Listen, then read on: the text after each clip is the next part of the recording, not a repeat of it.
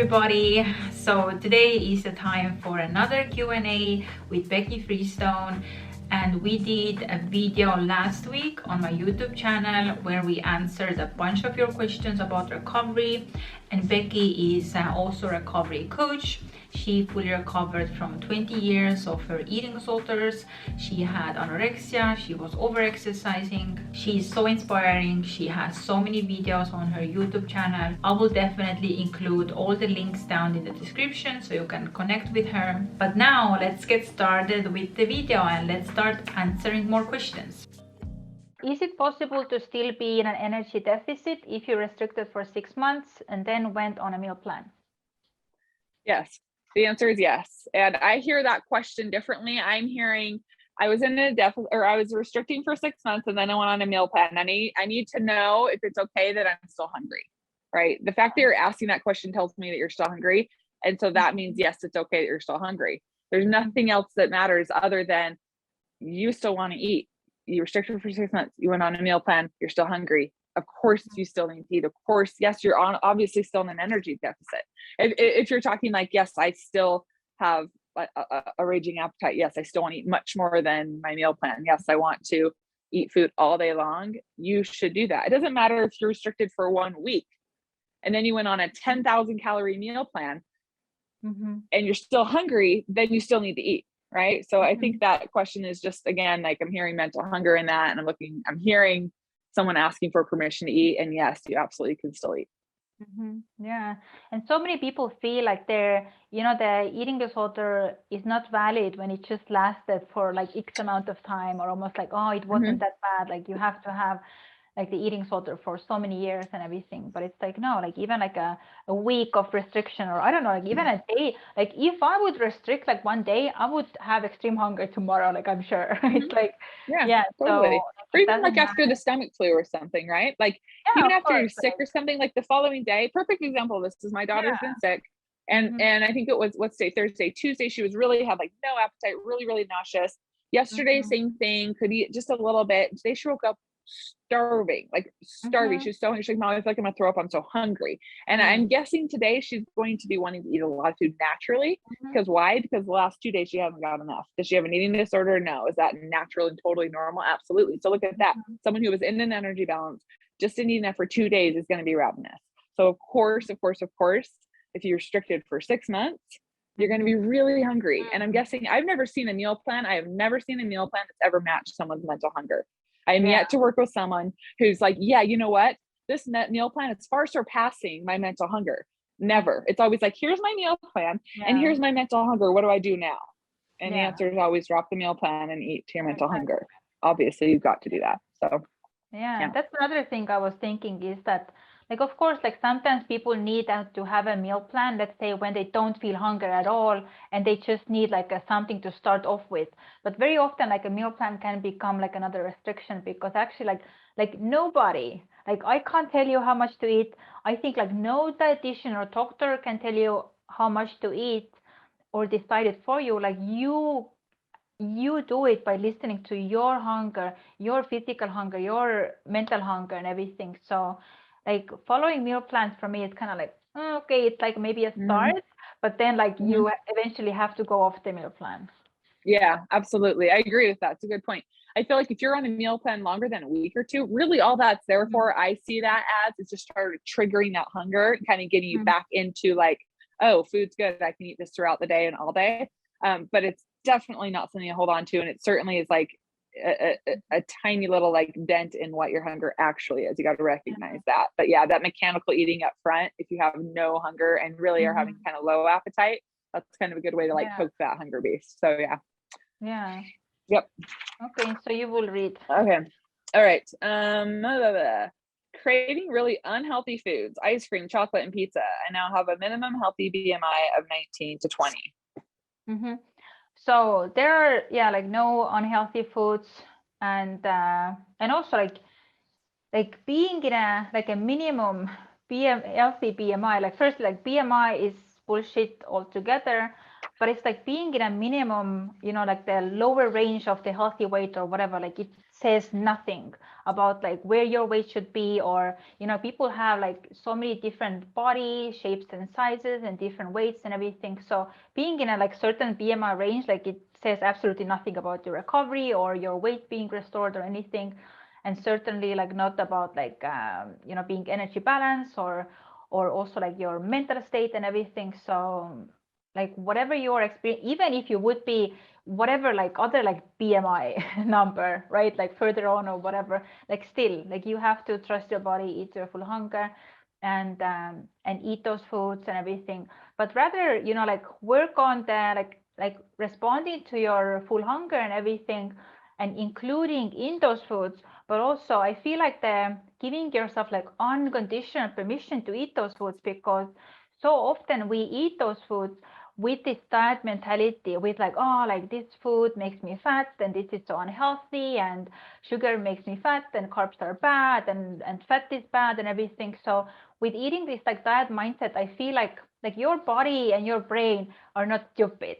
Like it can sense that this is not true permission. It's like a pseudo or fake permission. So I feel like for full recovery and for your body to be able to like relax around food, you also you can't just show it with your action. You also have to show it with your mindset, because like if your action is here but your mindset is totally like not connecting, I feel like they have to be in balance, so your body is not, or brain is not confused, like are we eating it, but in the same place like we are saying to ourselves like we can't eat it or shouldn't eat it. So it's still like I feel like on a mental level like still signals like this deprivation and everything. So yeah, I feel like to keep eating it for sure, like eat enough calories, of course, like other aspects of recovery like resting, not compensating and everything, but also like working on the mental side to heal from the diet culture bullshit and like something being wrong with those foods. Yeah. I mean, I'm in energy balance, and I have days where I crave ice cream, chocolate, and pizza. What does that mean? Oh no, like wait, my BMI is higher than that. Is that not okay? Should I not? Do you see what I mean? Like the thought process behind that. Those two are completely separate. Like what your BMI is and your cravings for certain foods, it doesn't matter. Like the goal in recovery isn't to completely eliminate all cravings. Yeah. It's not like, what's the recovery? You'll never crave chocolate and ice cream. I eat chocolate every day. Like I still love chocolate. I absolutely love chocolate. Do I have to have a reason why I'm craving it? No, of course not. And then the mention of a healthy BMI of 19 or 20, I hate that so much. It drives me insane. Healthy BMI, according to who is that healthy? A chart? Because I think there's less than 5% of the population, if I remember reading this correctly, I think I remember reading that it's 5% or less that are naturally, without having an eating disorder, dieting, doing something artificial to make that happen. 5% or less have naturally a BMI of 19 to 20.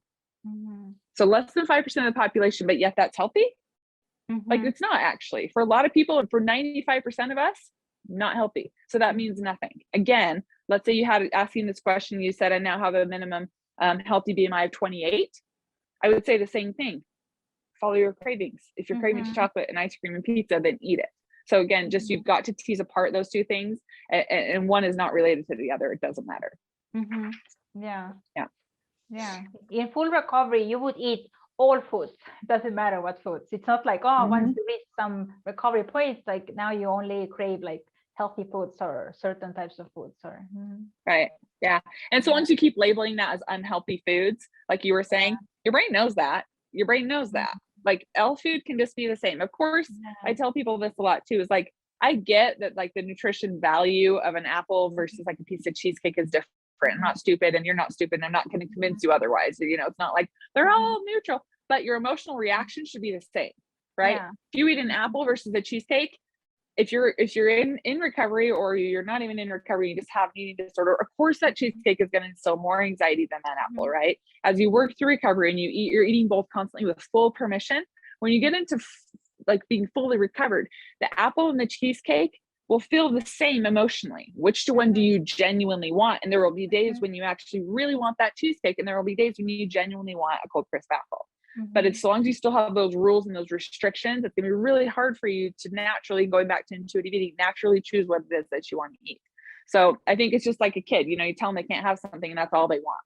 That's all they want is that. No, you can't have that. And they just keep pushing. When you're like, yeah, sure, you can have whatever you want, they naturally are going to fall into being an intuitive leader themselves. So yeah, great answer. So is it my turn or to read? Yes, your turn. Yeah, so for how long will my period be missing, although I started eating more?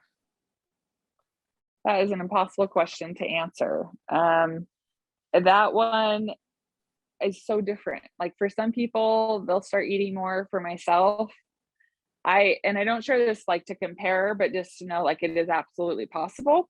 I lost my period for 20 years, and in about 4 months of 100%, 110% committed to recovery, my period came back. And I was like absolutely shocked. I could not believe. I thought for sure that wasn't even a possibility. And when it came, I was just like, and I know a lot of people will have that reaction of, and I see this more so than what I'm about to say, but most people have the reaction of, oh my gosh, that means I'm done with recovery. My period came back. That must mean I'm healthy and I'm fine. I can't get any more weight. Oh my gosh, right? I actually didn't have that reaction. I was like, mind blown. Oh my gosh, my body's amazing. I can't believe when I just do it, it's asking for that, it starts working. Like, let's do this game on. I'm going all the way. Like, I'm gonna get there. Like for me, that was a really like launch me further into recovery. Just like, I'm a normal woman that has like a period. I need to go buy tampons. Like it was like such an exciting new thing to me. But if you're that person on the other side that's like, oh my gosh, my period started a couple months in, and now I feel like I should be done. Like my weight's gained, right? I shouldn't keep doing recovery. Like absolutely not. When my period started, had I reacted that way, I would have never recovered. Do you know how much rewiring I still had to do? Do you know how much work I had to still do once my period started? Probably 85% of the work was still to be done after my period started. But this question is asking how long, if I'm eating more. I mean, there's just way too many variables, right? I don't know how long your period was gone for. I don't know how much you're eating. I don't know what your body needs to heal before it heals your menstruation. Like, I don't know any of those things. And so I can't answer that question. But what I can tell you is if you do want your period to return, the more committed that you are to recovery and the more that you are committed to listening to all of your hunger, physical and mental, if and when it comes back, the likelihood of that happening is going to be much sooner if you're really, truly committed. Yeah. So you got your period back after 20 years of not having it, right? 20 years, all three of I have 4 kids, my first 3, all IVF babies, completely infertile, never protected, went into recovery, really went for it, completely stopped exercise. That was a huge part of it. Like completely cold turkey stopped exercise, literally every 5 minutes, and rested and rested and rested and rested. And lo and behold, my period came like 4 months. And the cool thing about that is it was regular. It wasn't like one period and then 6 months later. It was like bam, bam, bam, like every month. And that was a good thing for me to see, like, okay, yes, I'm staying on track. I'm doing this. I'm going. Because I think if you just have one, what will happen is sometimes people will pull back or kind of like start becoming complacent. Like, oh, okay, well, my period's working now. And then they'll miss their period, and then the next one, and then they go several months without, because they needed to keep their foot on that accelerator until their mental state was better. So yeah, like you got your period back because of like what you did, so you have to keep doing those things. Exactly. It doesn't mean you stop and resume what you were doing before. I did not stop exercise for months, or I did not start exercise for months and months and months and months and months after my period came. I think I had at least 8 cycles, full normal cycles, before I even like considered getting back into exercise. So I think people are just a little bit impatient, scared, right? Like this needs to end. This can't be, and just wanting to kind of have answers to everything and just know, give me a timeline, what to expect. And I really wish I could do that, because I know it would make it easier for everyone, but that would be such a disservice. You know, it'd be same thing with like, once you get to this weight, you'll be recovered. Like that's not fair to say to anybody, because you have no idea and I have no idea. We're not psychics. Like we don't know. I don't know. So the answer to that is I can't answer that question. Just commit to full recovery. And if it's going to come, it'll come sooner that way. Okay. So let's take next question. Where are we? My turn. Can I have a period and still not be recovered? Yeah. Did you already kind of covered it? Yeah, I think we kind of covered that one pretty much. You can have a period and still not be recovered. Absolutely. I had a period and I was nowhere near being recovered. So yes. I'll ask the next one. The next one, does just eating a lot of calories make my recovery process faster? This is a good one for you. I think you'll answer this one good. Yeah, like for sure, eating a lot of calories definitely will speed up the recovery and everything. but also like doing the other thing like stopping the exercise and everything, and resting and so forth. But definitely like responding to your full hunger, like mental hunger, physical hunger, extreme hunger, it will speed it up. Yeah, so it's kind of like an easy answer. I don't know, Becky, if you want to comment anything else on it. Yeah, I think in addition to eating a lot of calories and resting, there's a lot of mental work to be done, right? Because you can eat a lot of calories of, like we talked about, salad and you know, like minimally processed, whole, organic, vegan. You can eat a lot of that food and rehabilitate, but you won't recover because you're not going to be doing any rewiring. So that question I'm saying is like eating a lot of calories. Well, if you're eating a lot of calories that are consumed of all of your challenging fear foods and you're rewiring all your rules and rituals, then absolutely. But again, if you're just eating a lot of calories on safe foods, it's not going to make your recovery faster. It's going to make you feel really discouraged. I see that happen a lot. Yeah, and especially the like asking yourself, like if you have the mental freedom, right? Right. It's not just about got to the do the mental part too. But like the mental part and the rewiring, and I guess like also like working on your thoughts and body image and everything, because it's not just like the eating part, because so many people like they just like eat whatever, but at the same time, like as we had talked about, like they continue to criticize themselves and they continue have like they never work on the body image and everything. So like they like just gain weight, but if they don't do any of the mental wiring or stuff, then like it wouldn't reach the full recovery. Right. But I really believe that if you are truly challenging and going against all of these rules, that like naturally you're going to have to do that. Like I had to rewire my weight gain because I was forced to, because my actions were all of these challenges every single day that were leading to that weight gain. So therefore I had to just deal with that as it came. I had to work out a way to be okay with it, because I was not going to change my actions. I was not going to let that deter me from my mission of mentally recovering. So yeah, I think that's a really good point that you make. Okay, your turn to ask me a question. How do I get out of quasi recovery while being restored? You do it just like someone who's not restored, and likely that you may not be as restored as you think you are.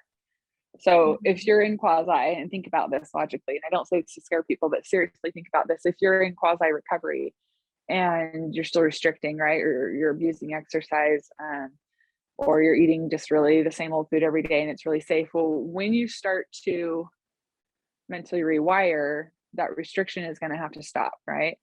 So naturally, if your body is under where it wants to be, you're going to gain weight still. You're going to still gain weight. So are you really weight restored then? Or are you putting a label on, well, I got to this number in my head that I thought I was going to be, and so therefore, I'm recovered. But why aren't I not? But I'm in quasi, so I'm confused because I'm restored, but I'm in quasi. I don't think often those two go together. It's likely that you're not restored, and you're certainly not mentally rewired. So regardless of where your body weight is or where you think that it should be, you have got to push all of that aside. Let's not focus on that, and just prioritize, what are the mental shifts that I have to be able to be free from my eating disorder? What are the things that I have to tackle and really, really hone in on and focus on if I want to recover? And then let the weight do whatever it needs to do. Maybe it's a lot more weight. Maybe it's not a lot more weight. Maybe it's that you maybe will maintain, but you just have things you got to address and your body wants to be there, so it's going to defend that. We don't know, but like that is all the unknown, and that's scary, but you got to push that aside. And again, just focus on the things that you have control over. And that is you looking at all the eating disorder behaviors and getting really honest with yourself, and tackling them as if it helps you to think, as if this was day one of your recovery. You're not in quasi, this is your very first go at recovery. You've got to commit just like anybody else. But I think there's this thing, and I don't blame people, right? Because we live in this culture where, if you don't look emaciated, why on earth would you ever do such a radical thing? But you and I both know, and everyone listening, better than that. You know that that's not the truth. You don't have to listen to that bull crap. You can be whatever size and start recovery. It doesn't matter. You don't have to meet any kind of requirement. So that's how you start. You start just like anybody else would. Weight is completely irrelevant to you starting proper recovery. As far as confidence goes, because that's another one that I talk a lot about with people who will be in quasi and their confidence is just shot because they're like, oh my gosh, like I thought I had recovered. I thought I was doing better. I thought that, like I had moved past this, and there's a lot of shame involved, and there's a lot of regret, or there's a lot of just learning. Really, I tell them, like, use this as a learning experience. Yes, you're in quasi, maybe you're in a better state before. What happened here that landed you in quasi? So sometimes people will start recovery and they'll get to quasi. Other times people will fully recover, or not fully recover, but get pretty far, and then find themselves back in a state of quasi. Either direction you're coming from, what got you there? Why are you stopping and becoming complacent? How did you slide backwards? And kind of just like really going through really detailed and being very insightful with yourself and trying to figure out, how did I land here, or why am I stuck here? And what do I still need to do to move forward? So yeah, I think removing the shame from being in quasi recovery, and then just really, really getting serious about tackling the mental state. Yeah, that's my long-winded answer. Always something to learn about, like whenever you're stuck, like not taking it as a sign of, oh, like I failed or something, but it's like, okay, like becoming aware, like why it happened or what kept me stuck, but then like using it as a learning experience to prompt you forward. But also, yeah, Right. like being very Absolutely. honest with yourself of the, like all the things that like you are currently avoiding, like everything that you are avoiding, everything that sparks fear, like those are all the things kind of like you have to face and you have to do in order to continue to, like fully recover. And there is like no way around it. Yep. But maybe kind of reminding yourself why you started this path in the first place, right? Right. Like what was the reason? Because yeah, like in one way or another, like you were so sick and tired, like where you were. So kind of like reminding yourself why you started, how miserable the eating disorder made you feel, because this is also like what I talk with my clients is that like sometimes like we have this, almost like selective amnesia when it comes to the, like we are in recovery, things get hard, and suddenly it's like, oh yeah, but was it that bad? Maybe it wasn't that Right. bad, or maybe like Right. I'm like it's not worth it or something. But it's like, no, you just don't remember, and you really Right. have to remind yourself of like what it really was like, why you started your recovery, how the eating disorder made you miserable, and write it all down to kind of remind yourself, yeah, like why you have to keep going forward, and why Yeah. staying stuck it's simply not an option. Right. Yeah. It's like you didn't start recovery just to gain weight, right? So why are you stopping recovery just because you gained weight? Yeah. You started recovery to mentally rewire your brain. So you don't stop recovery until you've mentally rewired your brain. I know that sounds like so overly simplified, but isn't that the truth? You see that happen all the time. No one's like, I want to recover because I want to gain a bunch of weight. And then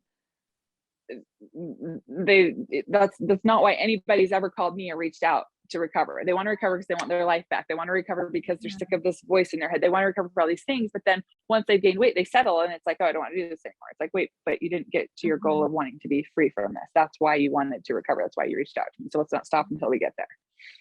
Yeah, eating disorder loves to make everything about the weight. It just wants you to focus on the weight. Like, oh, if I continue recovery, I'm gonna gain weight. But it's like, there are like, what about all the other things you will gain, right? Like, don't let the eating disorder just like selectively focus on this like one thing. Yes, like you have to gain weight, but it's like, what else you will gain?